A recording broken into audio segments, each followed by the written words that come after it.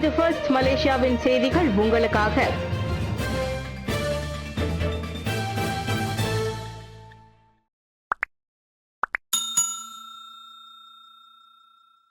மலாய்க்காரர்களுக்கு ஏன் கொடுத்தீர்கள் என்று நாங்கள் கேட்கவில்லை, இந்தியர்களுக்கு ஏன் கொடுக்கவில்லை என்றுதான் கேட்கிறோம். சிவராஜ், மலாய்க்காரர்களுக்கு மட்டும் எல்லாம் ஏன் கிடைக்கிறது என்றோ அவர்களின் சிறப்புரிமைகள் குறித்தோ நாங்கள் கேள்வி எழுப்பவில்லை.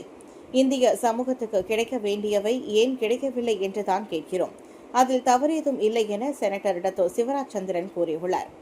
மக்கள் பிரதிநிதிகள் என்ற வகையில் சமூகத்துக்கு வேண்டியதை கேட்டு பெறுவது எங்கள் கடமையும் பொறுப்பும் ஆகும்.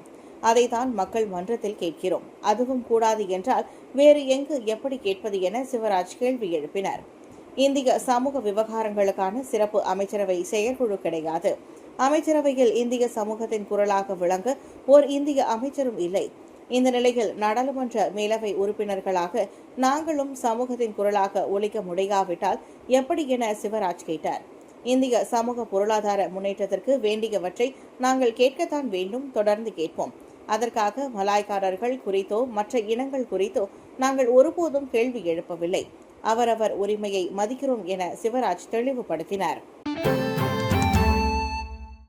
ஐடி திட்டம் தொடர்பான 11 ஆண்டுகால விசாரணையில் முக்கிய அதிகாரி உட்பட 3 பேர் தடுத்து வைப்பு. 11 வருடங்களுக்கு முன் நடந்த ஒரு ஐடி திட்ட ஊழல் தொடர்பாக ஊராட்சி மன்ற மூத்த அதிகாரி ஒருவர் உட்பட 3 பேர் மலேசிய ஊழல் தடுப்பு ஆணையமான MACCயின் விசாரணைக்காக 4 நாட்கள் தடுத்து வைக்கப்பட்டுள்ளனர்.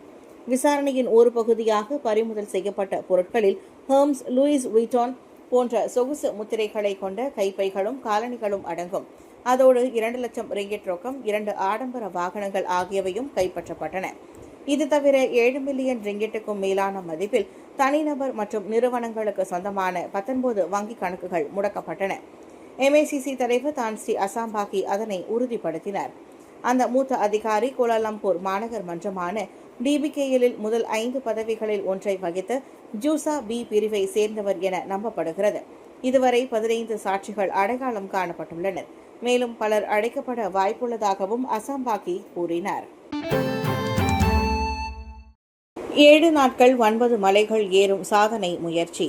மழைக்கு மத்தியில் 2ஆம் கட்டத்தை வெற்றிகரமாக கடந்த லோகச்சந்திரன் 7 நாட்களில் 9 மலைகளை தனி ஆளாக ஏறி மலேசிய சாதனை புத்தகத்தில் இடம்பெறும் முயற்சியில் 2ஆம் கட்டத்தையும் வெற்றிகரமாக நிறைவு செய்துள்ளார் இளைஞர் லோகச்சந்திரன்.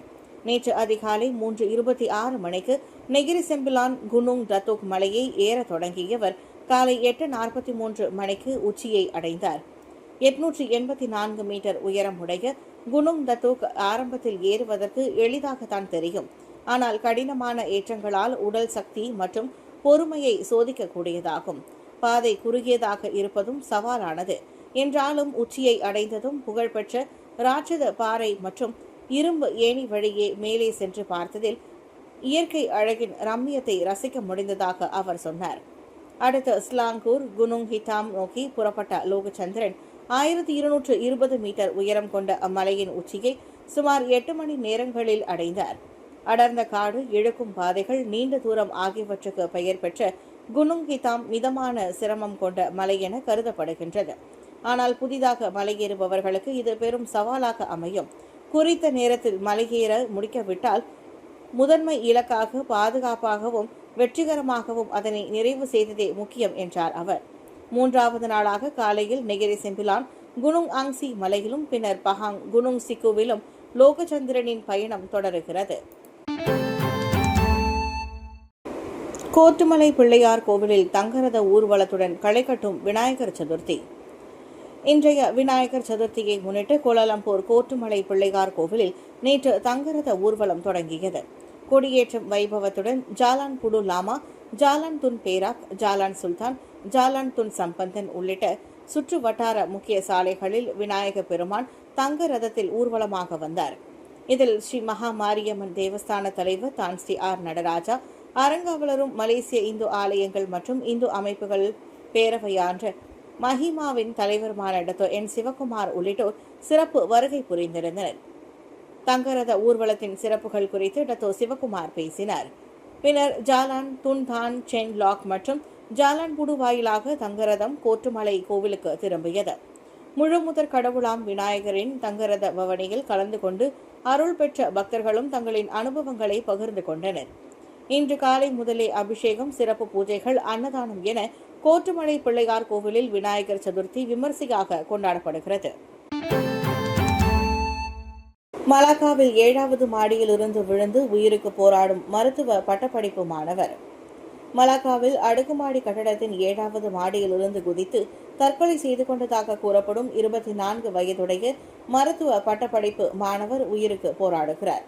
மூளை அதிர்வால் ஏற்பட்ட கடுமையான காயம் மற்றும் மண்டை ஓட்டுக்குள் ஏற்பட்ட இரத்த கசிவுக்காக மலாக்கா மருத்துவமனையில் தீவிர சிகிச்சை பிரிவில் அவர் அனுமதிக்கப்பட்டுள்ளார். திங்கட்கிழமை இரவு மணி 10:40க்கு ஜாலான் துன் பேராகில் அச்சம்பவம் நிகழ்ந்தது. ஸ்லாங்கோ ஷா அலாமை சேர்ந்த அந்த கடைசி ஆண்டு மாணவர் 5வது மாடியின் வராண்டாவில் விழுந்து கிடந்தார். எனினும் அவர் பகடிவதையால் பாதிக்கப்பட்டவர் அல்ல என்பது தொடக்கக்கட்ட விசாரணையில் கண்டறியப்பட்டதாக மலாக்கா தெங்கா போலீஸ் தலைவர் கிறிஸ்டபர் பத்தித் கூறினார். அவ்விளைஞர் தற்கொலைக்கு முயற்சிப்பது இது 2வது முறையாகும். ஏற்கனவே 2023ஆம் ஆண்டு ஜொகூர் மூவாரில் தங்கியிருந்த போது அவர் இம்முயற்சியில் ஈடுபட்டதும் தெரிய வந்துள்ளது. கோதபாருவில் சிவப்பு விளக்கை மீறிய கார் மோட்டார் சைக்கிளை மோதியது. எஸ்பிஎம் மாணவர் பலி. கிளந்தான் கோத்தபாருவில் இவ்வாண்டு எஸ்பிஎம் தேர்வெழுத வேண்டிய மாணவர் ஓட்டிச் சென்ற மோட்டார் சைக்கிளை கார் மோதி தள்ளியதில் சம்பவ இடத்திலேயே அவர் உயிரிழந்தார். நேற்றிரவு 7:40 மணியளவில் பாசார் மிலோர் சாலை சமிக்னி விளக்கில் சந்திப்பில் அவ்விபத்து நிகழ்ந்தது. பச்சை விளக்கின் போது போய்கொண்டிருந்த மோட்டார் சைக்கிளை சிவப்பு விளக்கில் நிற்காமல் வேகத்தில் வந்த கார் மோதி தள்ளிய டேஷ்கேம் காட்சிகள் வைரலாகியுள்ளன. மரணமடைந்தவர் சமய இடைநிலை பள்ளி மாணவரான 17 வயது அஸ்ரி அனுவார் என அடையாளம் கூறப்பட்டது. அவரின் உடல் சவ பரிசோதனைக்காக குபாங் கிரிகான் USM நிபுணத்துவ மருத்துவமனைக்கு அனுப்பப்பட்ட நிலையில் மகனின் மரணத்திற்கு நீதி கிடைக்க விரிவான விசாரணை வேண்டும் என மாணவனின் தந்தை வலியுறுத்தியுள்ளார்.